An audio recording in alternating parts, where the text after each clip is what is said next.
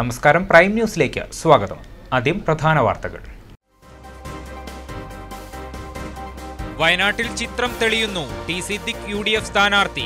Anto Augustine NDA പൊതുസ്വതന്ത്രൻ. ഔദ്യോഗിക പ്രഖ്യാപനം ഇന്നുണ്ടാകും. LDF campaign രണ്ടാം ഘട്ടത്തിൽ. പുൽപ്പള്ളി, മുള്ളൻകൊല്ലി പഞ്ചായത്തുകളിൽ വരൾച്ചയും ജലക്ഷാമവും രൂക്ഷം. ഭരണ സംവിധാനങ്ങൾ പെരുമാറ്റച്ചട്ടക്കുരുക്കിൽ. കേന്ദ്ര സംസ്ഥാന ഉദ്യോഗസ്ഥ സംഘം മേഖല സന്ദർശിക്കണമെന്ന ആവശ്യം.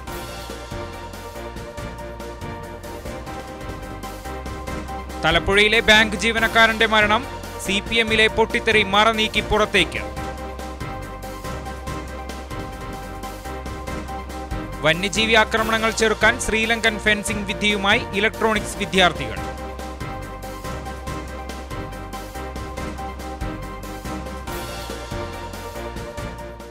വിശദമായ വാർത്തകളിലേക്ക്. ലോക്സഭ 2019 തെരഞ്ഞെടുപ്പ് വാർത്തകൾ.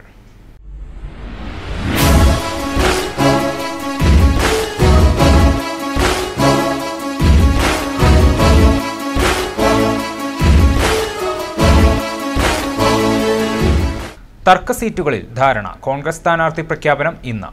വയനാട്ടിൽ ടി സിദ്ദിഖ്, വടകരയിൽ കെ മുരളീധരൻ. സ്ഥാനാർത്ഥിത്വം സംബന്ധിച്ച തർക്കം നിലനിൽക്കുന്ന വയനാട് ഉൾപ്പെടെ 4 സീറ്റുകളിൽ കോൺഗ്രസിൽ ഏകദേശ ധാരണയായതായി റിപ്പോർട്ടുണ്ട്.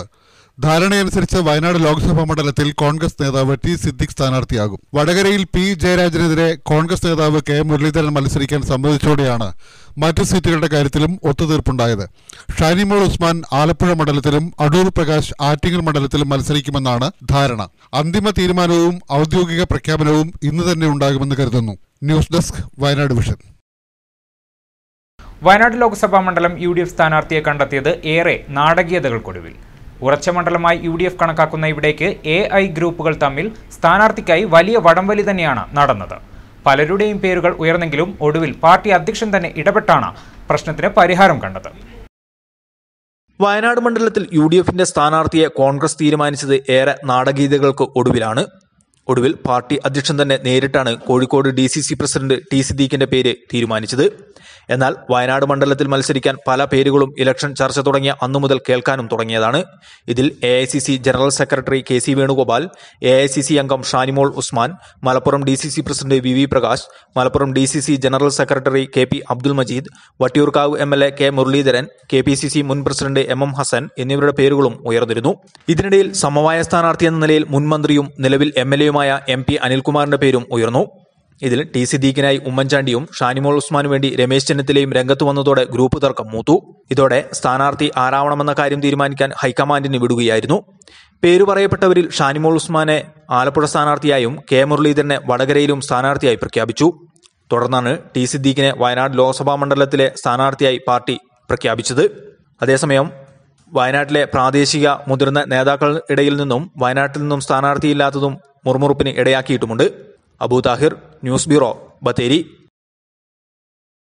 വയനാട്ടിൽ ആന്റോ അഗസ്റ്റിൻ NDA പൊതുസ്വതന്ത്രനായി മത്സരിക്കും. കേരള കോൺഗ്രസ് PC തോമസ് വിഭാഗം നേതാവാണ് വയനാട് വാഴവറ്റ സ്വദേശിയായ ആന്റോ അഗസ്റ്റിൻ.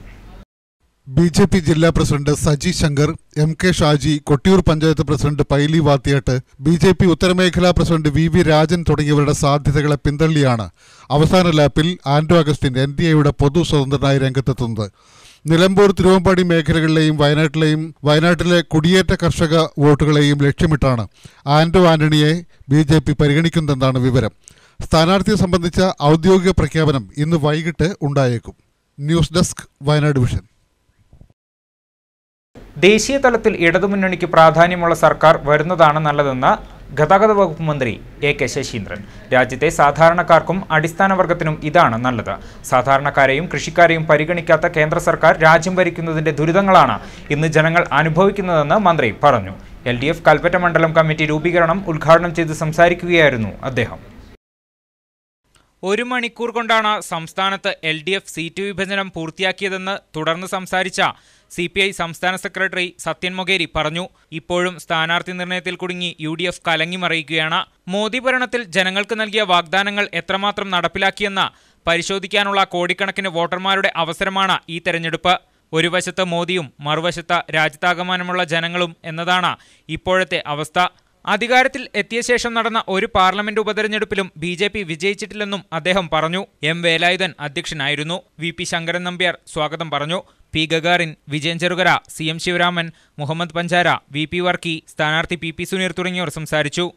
2-3 കാരണങ്ങൾ കൊണ്ടാണ് തിരഞ്ഞെടുപ്പിൽ ഇടതുപക്ഷ ജനാധിപത്യ മുന്നണിയെ വിജയിപ്പിക്കണം എന്ന് നമ്മൾ അഭ്യർത്ഥിക്കുന്നത്.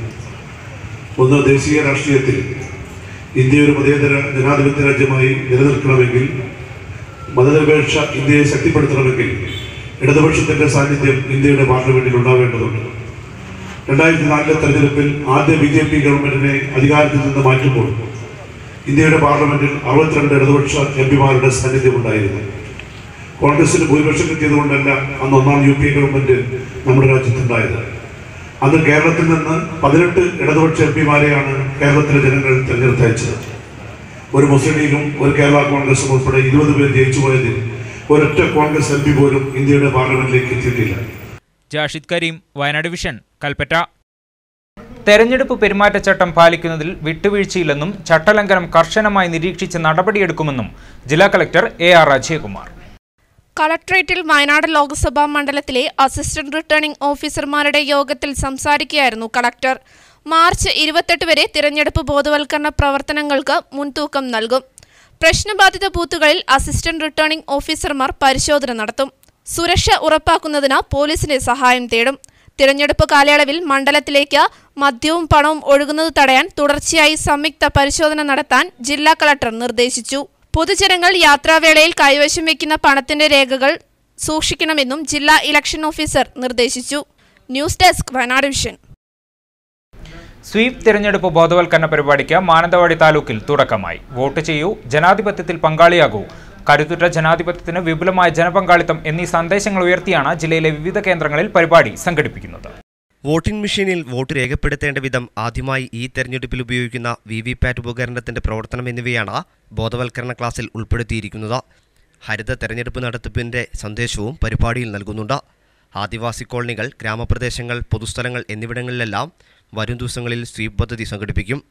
ജില്ലയിലെ രണ്ടാമത്തതും മാനന്തവാടി താലൂക്കിലെ ആദ്യത്തതുമായ തെരഞ്ഞെടുപ്പ് ബോധവൽക്കരണ ക്ലാസ് മേരിമാത കോളേജിൽ സംഘടിപ്പിച്ചു.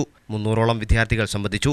യുവജനങ്ങളിൽ തെരഞ്ഞെടുപ്പിനെക്കുറിച്ച് പ്രചോദനം നൽകി മുഴുവൻ പേരെയും തെരഞ്ഞെടുപ്പ് പ്രക്രിയയിൽ പങ്കാളികളാക്കുക, വിദ്യാർത്ഥികളുടെ രക്ഷിതാക്കൾക്കുകൂടി വോട്ടിങ്ങിനെക്കുറിച്ച് അറിവ് നൽകുക എന്ന ഉദ്ദേശത്തോടെയാണ് വിദ്യാർത്ഥികൾക്കായും പരിപാടി സംഘടിപ്പിച്ചതെന്ന് സ്വീപ് ജില്ലാ നോഡൽ ഓഫീസറും തെരഞ്ഞെടുപ്പ് സ്പെഷ്യൽ തഹസിൽദാറുമായ NK ഷാജു പറഞ്ഞു.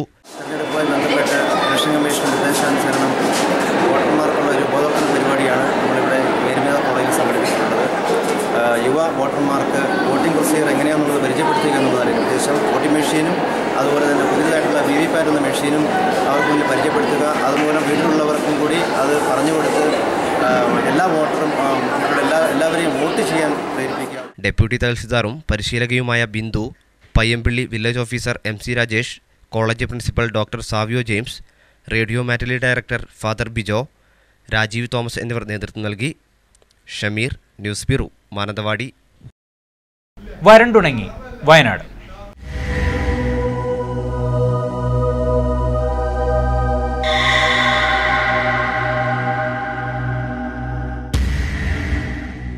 പുൽപ്പള്ളി, മുളൻകൊല്ലി പഞ്ചായത്തുകളിൽ വരൾച്ചയും ജലക്ഷാമവും മൂലം ദുരിതമനുഭവിക്കുന്ന കർഷകരെ സഹായിക്കാൻ അധികൃതർ ഒരു നടപടിയും സ്വീകരിക്കുന്നില്ലെന്ന് കർഷകരുടെ ദുരിതങ്ങൾ ഉത്തരവാദിത്തപ്പെട്ടവരിൽ എത്തിക്കാൻ ജനപ്രതിനിധികൾക്കോ ഉദ്യോഗസ്ഥർക്കോ കഴിഞ്ഞിട്ടില്ല.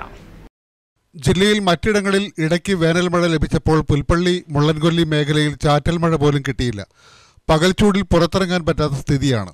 താരതമ്യേന മഴ കുറഞ്ഞ ഈ പ്രദേശത്ത് വരൾച്ചാ പ്രതിസന്ധി രൂക്ഷമാകുമെന്ന മുന്നറിയിപ്പുണ്ടെങ്കിലും ബന്ധപ്പെട്ടവർ ഇതൊന്നും മുഖവിലക്കെടുത്തിട്ടില്ല. വരൾച്ച നേരിടാൻ മുന്നൊരുക്കം നടത്തുമെന്നും മതിയായ ക്രമീകരണങ്ങൾ ഏർപ്പെടുത്തുമെന്നും സർക്കാർ പ്രഖ്യാപിച്ചിരുന്നു. കടമാൻ തോട്ടിലും മുദ്ദള്ളിത്തോട്ടിലും കന്നാരമ്പുഴയിലും ജലവിധാനം കുത്തനെ താഴ്ന്നിരിക്കുകയാണ്. വേനൽച്ചൂട് കനത്തതോടെ കാർഷിക വിളകൾ കരിഞ്ഞുണങ്ങി. എന്നാൽ വരൾച്ചയുടെ രൂക്ഷതയ്ക്കനുസരിച്ച് പരിഹാര ആശ്വാസ നടപടികൾ സ്വീകരിക്കാൻ ഉത്തരവാദപ്പെട്ടവർ തയ്യാറാകണമെന്നാണ് നാട്ടുകാരുടെ ആവശ്യം. പുൽപ്പള്ളി, മുള്ളംകൊല്ലി, പൂതാടി പഞ്ചായത്തിൽ മാർച്ച് മാസം ഏതാണ്ട് 20-ാം തീയതി ആകുമ്പോഴത്തേക്കും കാർഷിക വിളകൾ മുഴുവൻ കത്തിക്കരിഞ്ഞ് നശിച്ച ഒരവസ്ഥയിലേക്ക് എത്തി. കുരുമുളക് പോയി, കാപ്പി പോയി, കവുങ്ങ് പോയി, തെങ്ങ് പോയി. ഇനി ഒരു കാർഷിക വിളകളും ഈ 3 പഞ്ചായത്തിൽ ഇല്ലാത്തൊരവസ്ഥയിലേക്ക് കാര്യങ്ങളെത്തി. 80 കോടി രൂപയുടെ പദ്ധതിയായിട്ട് സർക്കാർ ഇവിടെ 3, 4, 5 വലിയ തടയണകൾ കെട്ടി കർഷകന് വെള്ളം കൊടുത്ത് കാർഷിക മേഖല സംരക്ഷിക്കാം എന്ന് പറഞ്ഞ് വലിയൊരു പദ്ധതിക്ക് രൂപം കൊടുത്തു. ആ പദ്ധതി ഇപ്പോൾ ഇല്ലാത്തൊരവസ്ഥയിലേക്ക് കാര്യങ്ങളെത്തി. 2 മാസത്തെ ഉണക്കും കൂടെ ഏപ്രിൽ മെയ് മാസത്തെ ഉണക്കോടുകൂടി പുൽപ്പള്ളി മുള്ളംകൊല്ലി പഞ്ചായത്ത് മരുഭൂമിയാവും. ആ തരത്തിലേക്കുള്ള വരൾച്ച രൂക്ഷമായിക്കൊണ്ടിരിക്കുക. ബെന്നി മാത്യു, വയനാട് വിഷൻ, പുൽപ്പള്ളി. പുൽപ്പള്ളി മുളൻകൊല്ലി പഞ്ചായത്തുകളിൽ വരൾച്ചയെ തുടർന്ന് കാർഷിക വിളകൾ നശിച്ച കർഷകരുടെ കൃഷിയിടങ്ങൾ കേന്ദ്ര സംസ്ഥാന കൃഷിവകുപ്പ് സംഘം സന്ദർശിച്ച് നാശനഷ്ടങ്ങൾ തിട്ടപ്പെടുത്തണമെന്ന് കർഷക ജനാധിപത്യ കേരള കോൺഗ്രസ് സംസ്ഥാന സെക്രട്ടറി NU വിൻസെന്റ്. കോടിക്കണക്കിന് രൂപയുടെ കൃഷിനാശമാണ് പുൽപ്പള്ളി മേഖലയിൽ ഉണ്ടായിട്ടുള്ളതെന്ന് അദ്ദേഹം പറഞ്ഞു. മുള്ളൻകൊല്ലി പഞ്ചായത്തുകളിലെ കടുത്ത വരൾച്ച മൂലം ഇന്ന് കാർഷിക മേഖലയും അതുപോലെ തന്നെ കർഷക ജനതയും ദുരിതമനുഭവിച്ചുകൊണ്ടിരിക്കുകയാണ്. ഈ സാഹചര്യത്തിൽ പാർലമെൻറ്റ് ഇലക്ഷൻ പ്രഖ്യാപിച്ച ഇപ്പോഴത്തെ ഈ സാഹചര്യത്തിൽ ജനപ്രതിനിധികൾക്ക് പ്രയാസങ്ങൾ നേരിടുന്ന ഈ സാഹചര്യത്തിൽ കേരള സർക്കാരുകളുടെ കൃഷി വകുപ്പിൻ്റെ ഉദ്യോഗസ്ഥന്മാർ ഈ പ്രദേശം സന്ദർശിക്കുകയും അടിയന്തരമായും കർഷകരെ സഹായിക്കാൻ ആവശ്യമായ നടപടികൾ സ്വീകരിച്ചില്ലെങ്കിൽ ഇനിയും പുൽപ്പള്ളി മുള്ളംകൊല്ലി മേഖലയിലെ കർഷകർ ആത്മഹത്യയുടെ വക്കിലേക്ക് പോകുമെന്ന കാര്യത്തിൽ സംശയമില്ല. ആയതിനാൽ കേരള സർക്കാരുകൾ ഈ കാര്യത്തിൽ അടിയന്തരമായി ഇടപെട്ടുകൊണ്ട് കർഷകർക്ക് അനുകൂലമായ നടപടികൾ ഉണ്ടാകുകയും അതോടൊപ്പം തന്നെ കബനി നദിയിലെ ജലം നമ്മുടെ ഈ പ്രദേശത്ത് എത്തിക്കുന്നതിനാവശ്യമായ പദ്ധതികൾ ആവിഷ്കരിച്ച് നടപ്പിലാക്കുകയും ചെയ്യേണ്ടത് അത്യന്താപേക്ഷിതമാണ്. പുൽപ്പള്ളി മുളൻകൊല്ലി പഞ്ചായത്തിലെ രൂക്ഷമായ വരൾച്ചയിൽ ദുരിതമനുഭവിക്കുന്ന കർഷകരെ സഹായിക്കാൻ ജില്ലാ ഭരണകൂടം അടിയന്തരമായി ഇടപെടണമെന്ന് ജില്ലാ പഞ്ചായത്ത് അംഗം വർഗീസ് മുരിയങ്കാവിൽ. പ്രശ്നത്തിന് ജില്ലാ ഭരണകൂടം യുദ്ധകാലാടിസ്ഥാനത്തിൽ ഇടപെടണമെന്നും വരൾച്ചയും ജലക്ഷാമവും മൂലം കർഷകർ വൻ ദുരിതം നേരിടുന്ന പ്രദേശങ്ങൾ ജില്ലാ കളക്ടർ സന്ദർശിക്കാൻ തയ്യാറാകണമെന്നും അദ്ദേഹം ആവശ്യപ്പെട്ടു. വയനാട് ജില്ലയിലെ ഏറ്റവും കൂടുതൽ വരൾച്ച നേരിട്ടുകൊണ്ടിരിക്കുന്ന സാഹചര്യത്തിൽ കാർഷിക മേഖല വളരെ പ്രതിസന്ധിയിലൂടെയാണ് കടന്നുപോകുന്നത്. മുള്ളംകൊല്ലി, പുൽപ്പള്ളി, പൂതാടി പഞ്ചായത്തിലടക്കമുള്ള മേഖലകളിൽ കുരുമുളക് അടക്കമുള്ള നാണ്യവിളകൾ ഏറിയ ഭാഗവും വർഷക്കാലത്തെ അതിവർഷം മൂലം നഷ്ടപ്പെടുകയും ഇപ്പോൾ വന്നിരിക്കുന്ന വേനൽ മൂലം ബാക്കിയുള്ളതും കൂടെ നഷ്ടപ്പെട്ടിട്ടുണ്ട്. അതുകൊണ്ട് തന്നെ ജനപ്രതിനിധികൾക്ക് പെരുമാറ്റച്ചട്ടം നിലനിൽക്കെ ഇതിൻ്റെ അകത്ത് ഇടപെടാൻ സാധിക്കാത്തതുകൊണ്ട് അടിയന്തരമായിട്ട് ജില്ലാ ഭരണകൂടം ഈ സ്ഥലങ്ങൾ വന്ന് സന്ദർശിക്കുകയും അടിയന്തരമായ സഹായങ്ങൾ നൽകാൻ തയ്യാറാവുകയും ചെയ്യും. ജില്ല മുഴുവൻ മഴയ്ക്കായി പ്രാർത്ഥിക്കുമ്പോൾ മഴ പെയ്യരുത് എന്ന പ്രാർത്ഥനയിലാണ് വെള്ളമുണ്ടയിലെ വ്യാപാരികൾ. ടൗൺ വികസനത്തിന്റെ ഭാഗമായി ഓവുചാൽ നിർമ്മിക്കാനായി കടകളുടെ മുൻഭാഗങ്ങൾ പൊളിച്ചു മാറ്റിയതിനു ശേഷം നിർമ്മാണം ഇഴഞ്ഞു നീങ്ങുന്നതാണ് വ്യാപാരികളെ കഷ്ടത്തിലാക്കിയിരിക്കുന്നത്. വെള്ളമുണ്ട ടൗണിലെ വികസനത്തിന്റെ ഭാഗമായി വ്യാപാരികൾ കടകളുടെ മുൻഭാഗങ്ങൾ സ്വമേധയാ പൊളിച്ചുമാറ്റി നാടിന് മാതൃകയായിരുന്നു. എന്നാൽ ഓവുചാൽ നിർമ്മാണം നടക്കുന്നുണ്ടെങ്കിലും ഇഴഞ്ഞു നീങ്ങുന്നതിനാൽ വ്യാപാരികൾ കടുത്ത ബുദ്ധിമുട്ടാണ് നേരിടുന്നത്. കടയുടെ മുൻഭാഗങ്ങൾ പൂർണ്ണമായും പൊളിച്ചുമാറ്റിയതിനാൽ ഒരു ചെറിയ മഴ പെയ്താൽ പോലും കടയിലേക്ക് വെള്ളം കയറും. പല കാരണങ്ങളാൽ ദിവസങ്ങളോളം മുടങ്ങിപ്പോയിരുന്ന ഓവുചാൽ നിർമ്മാണം ഇപ്പോൾ നടക്കുന്നുണ്ടെങ്കിലും വേഗത പോരാ എന്ന പരാതി വ്യാപകമാണ്. മറ്റു വലിയ ടൗണുകളിൽ നടക്കുന്നതുപോലെ രാത്രിയും പകലും പ്രവൃത്തിയെടുത്ത് എത്രയും പെട്ടെന്ന് ഓവുചാൽ നിർമ്മാണം പൂർത്തീകരിക്കണമെന്നാണ് ഇപ്പോൾ ആവശ്യമുയരുന്നത്. ഓവുചാൽ നിർമ്മാണം നടക്കുന്നതിനാൽ ഓട്ടോറിക്ഷ തൊഴിലാളികളും ദുരിതത്തിലാണ്. ഓട്ടോകൾ പല സ്ഥലങ്ങളിൽ പാർക്ക് ചെയ്യേണ്ട അവസ്ഥയിലാണ് തൊഴിലാളികൾ. ടൗണിൽ ഗതാഗതക്കുരുക്ക് പതിവാവുകയും ചെയ്യുന്നു. ഇപ്പം നന്നാക്കുന്നില്ല. ഒരു മാസത്തിൻ്റെ മേലായിട്ട് ഇപ്പോൾ വ്യാപാരികളെല്ലാം വളരെ ബുദ്ധിമുട്ടിലാണുള്ളത്. കാണുന്നില്ല ഈ സൈഡിലിപ്പോൾ ഇങ്ങനെ ഉള്ളത്. പിന്നെ ഇപ്പോൾ ഞങ്ങൾ വിചാരിക്കുന്ന മഴ പെയ്ത് കഴിഞ്ഞാൽ ഫുള്ളായിട്ട് പച്ചക്കറി സാധനങ്ങളൊക്കെ മഴയത്ത് ഒലിച്ചു പോകുന്ന രീതിയിലപ്പോൾ ഉള്ളത്. കണ്ടില്ല, ഇത്രയും രീതിയിലാണ് കിടങ്ങി കയറിയിട്ടുള്ളത്. ഒരു മാസത്തിനുള്ളിൽ ഇതിപ്പോൾ വേഗം എത്രയും പെട്ടെന്ന് അടിയന്തരമായിട്ട് നന്നാക്കിയിട്ടില്ലെങ്കിൽ വ്യാപാരികൾക്ക് വളരെ ബുദ്ധിമുട്ട് തന്നെയാണ്. വിജിത്ത്, വയനാട് വിഷൻ, വെള്ളമുണ്ട. പെരിയ ആലാറ്റിൽ അജ്ഞാതജീവി ആടിനെ കടിച്ചുകൊന്നു. കമ്പനിക്കുന്നിൽ ഏറത്ത് ജോൺസിന്റെ ആടിനെയാണ് കഴിഞ്ഞ ദിവസം അജ്ഞാതജീവി കടിച്ചുകൊന്നത്. പുലർച്ചെ ആടുകളുടെ കരച്ചിൽ കേട്ട് പുറത്തിറങ്ങിയപ്പോൾ അജ്ഞാതജീവി ഓടിപ്പോകുന്നത് കണ്ടതായി വീട്ടുകാർ പറഞ്ഞു. കൂടിന്റെ പുറത്തേക്ക് തൂങ്ങി നിന്ന ആടിന്റെ കഴുത്തിൽ പല്ല് കയറിയതുപോലുള്ള മുറിപ്പാടുകൾ കാണാനുണ്ടായിരുന്നു. പുലർച്ചെ 4 മണിയായി കാണും. ഞങ്ങൾ ഒരു ഒച്ച കേട്ടിട്ട് പിന്നെ രാവിലെ ഏറ്റു നോക്കുമ്പോഴത്തേക്കും ആടിൻ്റെ ഒച്ച കേട്ടിട്ടാണ് നമ്മൾ ഏറ്റു വന്നത്. അന്നേരം പിന്നെ ആടിനെ വലിച്ച് പുറത്ത് ചാടിച്ചിട്ടിട്ടുണ്ട്. എന്നിട്ട് എന്തോ ഒരു സാധനം ഓടുന്നതായിട്ട് നമ്മൾ ശരിക്കും കണ്ടില്ല. എന്നാലും പിന്നെ ആടിൻ്റെ കഴുത്തേൽ 3-4 വലിയ പാടുകളുണ്ട്. പിന്നെ ഈ ആടിനെയൊക്കെ പോറ്റിയിട്ടാണ് നമ്മൾ ജീവിക്കുന്നത്.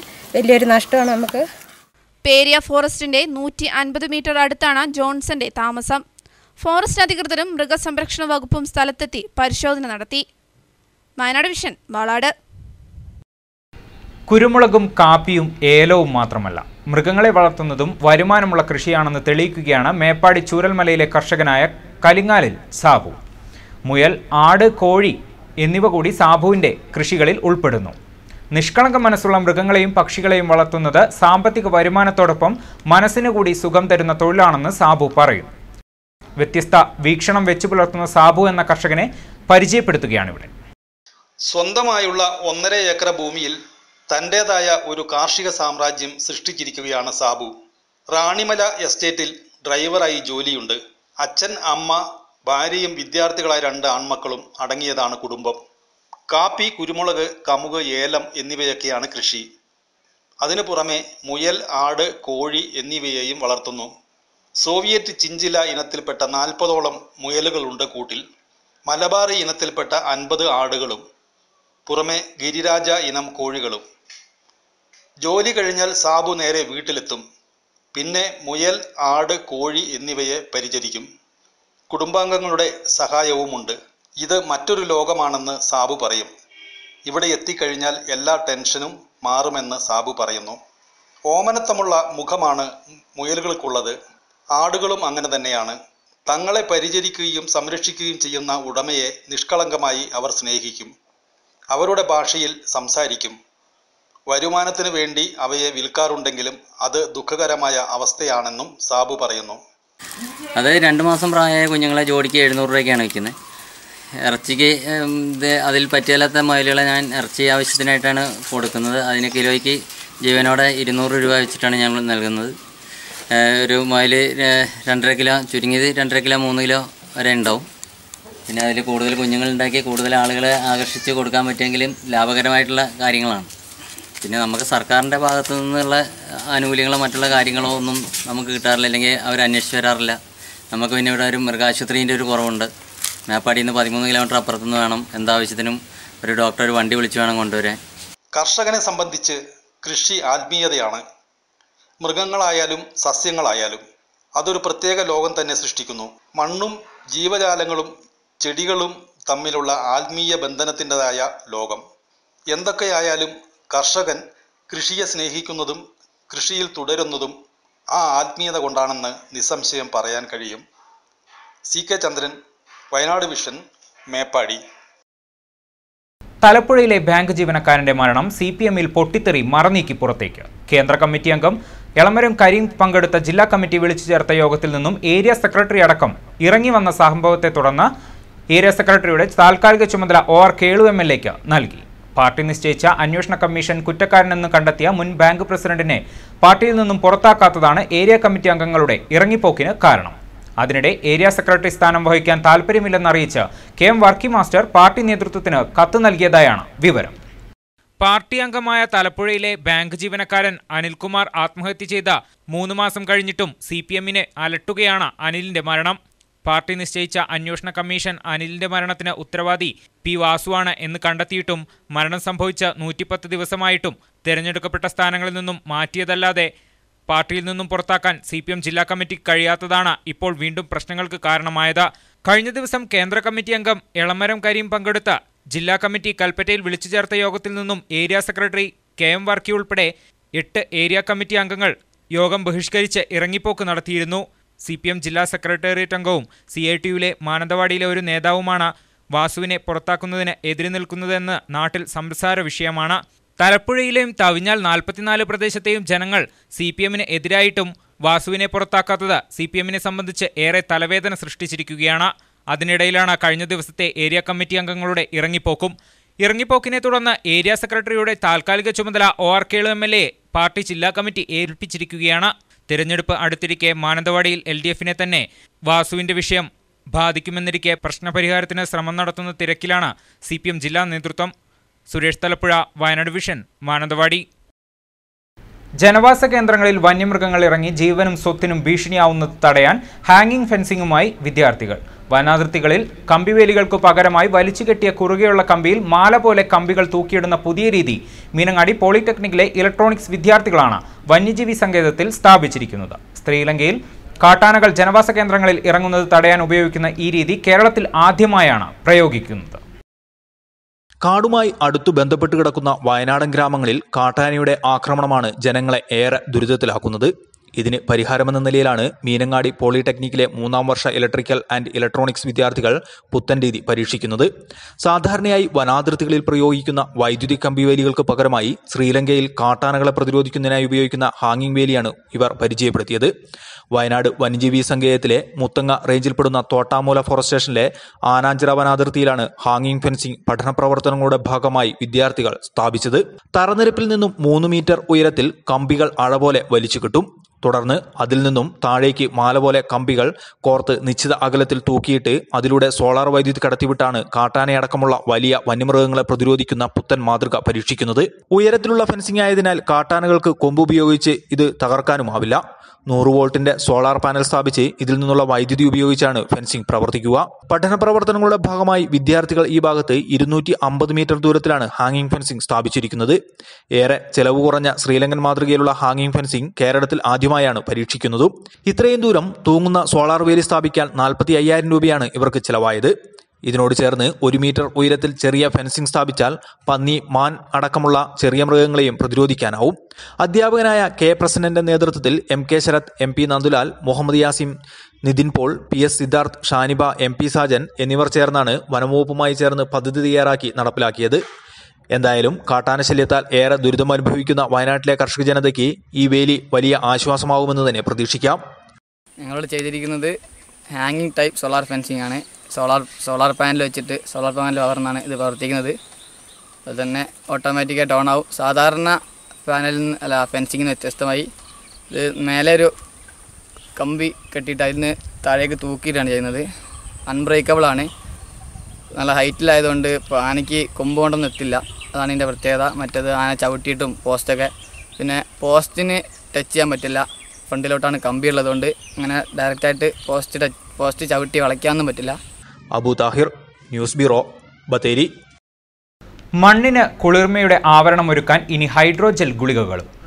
പോളിമർ ഉപയോഗിച്ച് നിർമ്മിക്കുന്ന ഗുളിക വിഘടിച്ചാണ് മണ്ണിൽ ആവരണമാകുന്നത്. ചീരാൽ മാത്തുകുളങ്ങര സുനിലാണ് ജില്ലയിൽ ആദ്യമായി ഹൈഡ്രോജൽ പരീക്ഷിക്കുന്നത്. പട്ടാമ്പി കാർഷിക ഗവേഷണ കേന്ദ്രത്തിൽ നിന്നാണ് മണ്ണിന്റെ ഈർപ്പം നിലനിർത്താൻ ക്യാപ്സ്യൂൾ നിർമ്മിച്ചിരിക്കുന്നത്. മണ്ണിൽ നിക്ഷേപിക്കുന്ന ഗുളികകൾ നനവ് തട്ടുന്നതോടെ വിഘടിക്കും. പിന്നീട് വെള്ളത്തെ ആഗിരണം ചെയ്ത് ജൽ രൂപത്തിലാകും. ഇത് കാർഷിക വിളകളുടെ വേരുകളെ സംരക്ഷിക്കും. മറ്റു പാർശ്വഫലങ്ങളില്ലാതെ ഇവ മണ്ണിൽ ലയിച്ചു ചേരും. വയനാട്ടിൽ ഈ രീതി പ്രചാരം നേടിയിട്ടില്ല. വേനലിൻ്റെ ആഘാതങ്ങളേറ്റ് പൊള്ളുന്ന മണ്ണിന് പുതിയ രീതി ആശ്വാസമാകുമെന്ന പ്രതീക്ഷയിലാണ് കർഷകർ. 3 രൂപയ്ക്കാണ് ഒരു ഗുളിക ഗവേഷണ കേന്ദ്രത്തിലൂടെ കർഷകർക്ക് നൽകുന്നത്. ചെടികളുടെ വലിപ്പമനുസരിച്ച് 2 മുതൽ 4 ഗുളികകൾ വരെ ചുവട്ടിൽ നിക്ഷേപിക്കാം. പൊള്ളുന്ന വേനലിൽ തപിക്കുന്ന മണ്ണിൻ്റെ ഈർപ്പം നിലനിർത്തി കാർഷിക വിളകൾ സംരക്ഷിക്കാമെന്ന പ്രതീക്ഷയിലാണ് കർഷകർ. ഇതിൻ്റെ പേര് ഹൈഡ്രോജലാണ്. വെച്ചാൽ കർഷകർക്ക് ഏറ്റവും കൂടുതൽ നമ്മൾ ഉണക്ക സമയത്ത് പ്രതിരോധിക്കാൻ ജലാംശം കൂടുതൽ പിടിച്ചു നിൽക്കുന്നൊരു ജെല്ലാണ് വരുന്നത്. ഇതിനെ നമ്മൾ കർഷകർക്ക് ശരിക്കും പരിചയപ്പെടുത്തുകയാണെങ്കിൽ നമുക്ക് നല്ല രീതിയിൽ ഉപകരിക്കുന്നൊരു ജെല്ലാണ് വരുന്നത്. ഇതിന് വില കുറവാണ്. നമുക്ക് ചെടികൾക്കായാലും കുരുമുളക്, വള്ളി, വാഴ എല്ലാ പച്ചക്കറികൾക്കും വലിപ്പത്തിനനുസരിച്ച് നമുക്ക് 1, 2, 3 വലിയ ചെടിക്ക് ഒരു 8 എണ്ണം ചെയ്യേണ്ടത്. ഇത് നമ്മൾ ഇട്ടതിന് ശേഷം നമുക്ക് കുരുമുളക് വള്ളിക്ക് കോമ്പെടുത്ത് തുടങ്ങിയിട്ടുണ്ട്. കുരുമുളകിനെ പരീക്ഷിച്ചത്. ഇത് എവിടെ നിന്നാണ് ഇത് കൊണ്ടുവന്നത്? ഇത് പട്ടാമ്പി ഗവേഷണ കേന്ദ്രത്തിൽ നിന്ന്. വയനാട് വിഷൻ, ചീരാൽ. ഇനി എഡിറ്റേഴ്സ് ചോയ്സ്.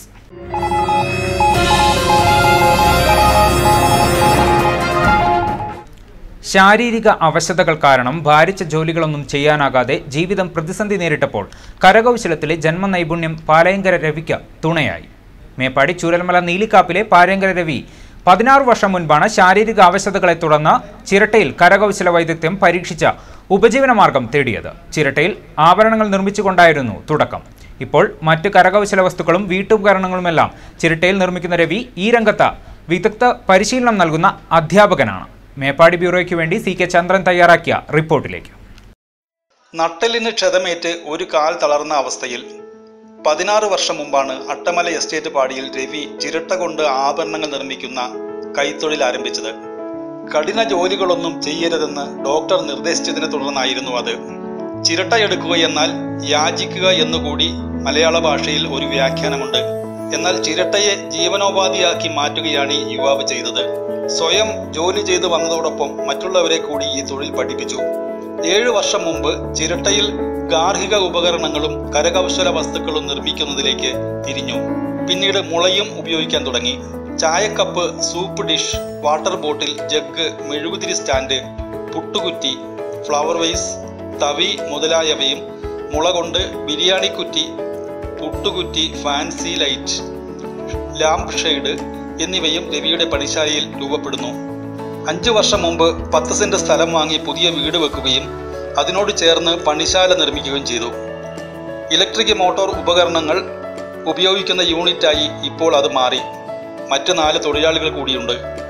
കണ്ണൂർ, കാസർഗോഡ്, കോഴിക്കോട് ജില്ലകളിൽ യൂണിറ്റുകൾ തുടങ്ങാൻ അവിടുത്തുകാരായ യുവാക്കളെ സഹായിച്ചു. തളിപ്പറമ്പ് ETC സെന്ററിൽ പോയി അവർക്ക് ക്ലാസ് എടുത്തുകൊണ്ടാണ് അവരെ പ്രാപ്തരാക്കിയത്. ചിരട്ടയുടെ സാധ്യതകളെക്കുറിച്ച് സംസാരിച്ചാൽ രവി വാചാലനാകും. നന്നായിട്ട് ചിലവായി വരുന്നുണ്ട്. പിന്നെ റോ മെറ്റീരിയൽ കുറവിൽ നിന്നാണ് നമ്മൾ ശേഖരിക്കുന്നത്. ഇത് വിറ്റഴിക്കാനും വലിയ പ്രയാസങ്ങളൊന്നും വരുന്നില്ല. എല്ലാ കടകളിലും എല്ലാ ആളുകളും പുറത്തുനിന്ന് ബാംഗ്ലൂർ, മൈസൂർ നിന്നൊക്കെ വരുന്ന ആളുകൾ മുളയും കൊണ്ടുള്ള ഉൽപ്പന്നങ്ങൾ നന്നായിട്ട് എടുത്തു പോകുന്നുണ്ട്.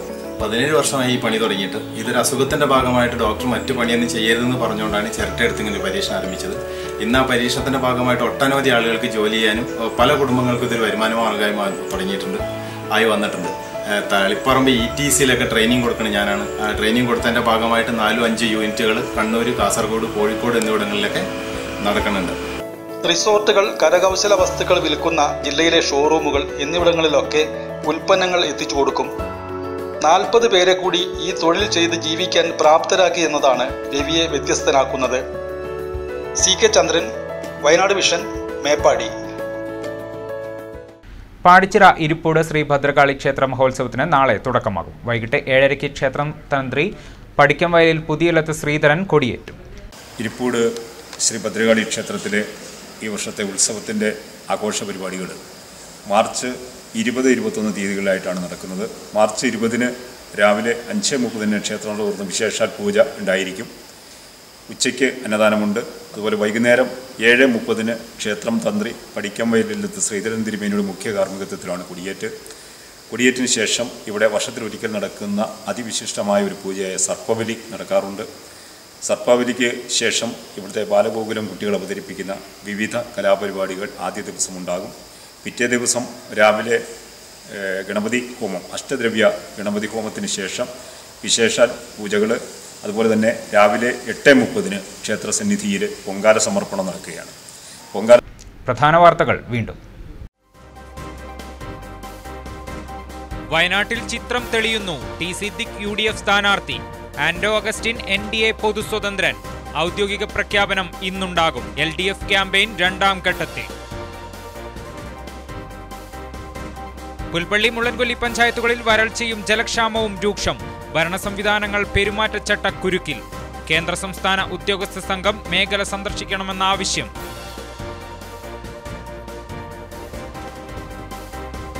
തലപ്പുഴയിലെ ബാങ്ക് ജീവനക്കാരന്റെ മരണം.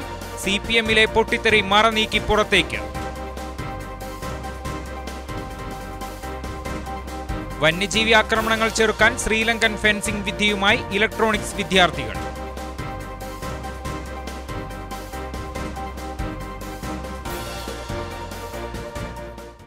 ഇതോടെ ഈ വാർത്താ ബുള്ളറ്റിൻ പൂർണ്ണമാകുന്നു. നമസ്കാരം.